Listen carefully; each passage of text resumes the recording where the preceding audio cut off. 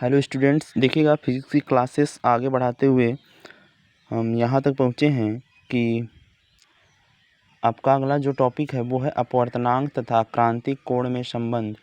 इसके पहले क्रांतिक कोण और पूर्ण आंतरिक परावर्तन आपको पढ़ा दिए हैं। आज का टॉपिक है अपवर्तनांक तथा क्रांतिक कोण में संबंध, यानी जो अपवर्तनांक होता है और क्रांतिक कोण होता है उन दोनों के बीच में क्या रिलेशन होता है, उसी को यहाँ पे हम देखेंगे कैसे दर्शाया जाता है।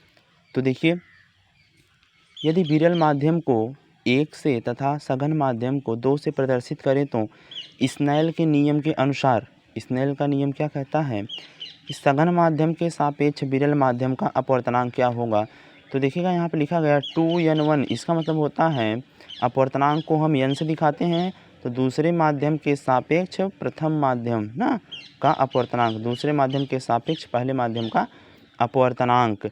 तो जिस माध्यम का अपवर्तनांक पूछा जाता है उसको ऊपर लिखा जाता है और जिसके सापेक्ष पूछा जाता है उसको नीचे लिखा जाता है ना।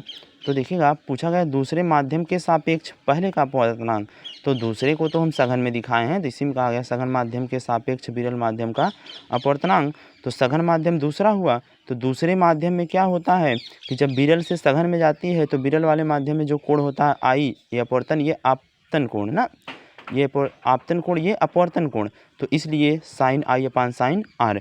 अब देखिए जब आपतन कोण आई बराबर हो जाता है किसके, क्रांतिक कोण के सी के, तब वहाँ पे हम आई के स्थान पे सी लेंगे, तब क्या होता है, तब अपवर्तन कोण कितना हो जाता है 90 डिग्री।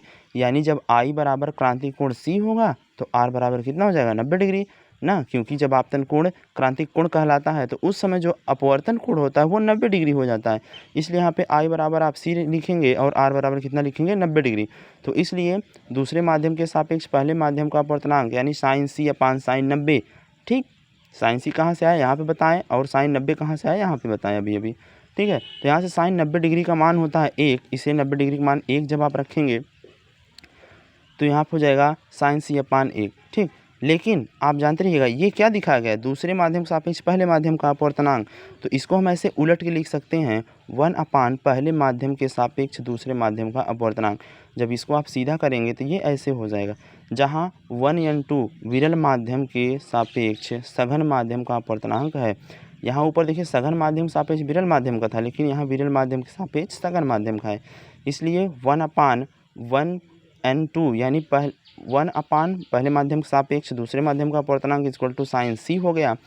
तो यहाँ पे जब साइन सी हो गया तो इसको आप ऐसे तिर्यक गुणा कर देंगे तो यहाँ हो जाएगा कि पहले माध्यम के सापेक्ष दूसरे माध्यम का अपवर्तनांक इक्वल टू 1 अपान साइन सी। यही आपका फार्मूला है अपवर्तनांक तथा क्रांतिक कोण के बीच, यही फार्मूला है। इसके ऊपर आपको आगे न्यूमेरिकल भी मिलेगा, इसलिए इस फार्मूले को आप रट लीजिएगा, याद कर लीजिएगा। ठीक है, अब देखिए एक एग्जाम्पल इसे पे लिए हैं कि यदि प्रकाश कांच से वायु में जा रही हो तो वायु के सापेक्ष कांच का अपवर्तनांक, वायु के सापेक्ष कांच का अपवर्तनांक एयर के सापेक्ष ग्लास का अपवर्तनांक इक्वल बराबर 1 अपान साइन सी। ठीक, अब देखिए क्रांतिक कोण का मान लाल रंग के लिए अधिकतम तथा बैंगनी रंग के लिए न्यूनतम होता है। क्रांतिक कोण का मान लाल रंग के लिए सबसे अधिक तथा बैंगनी रंग के लिए कम होता है। ठीक है।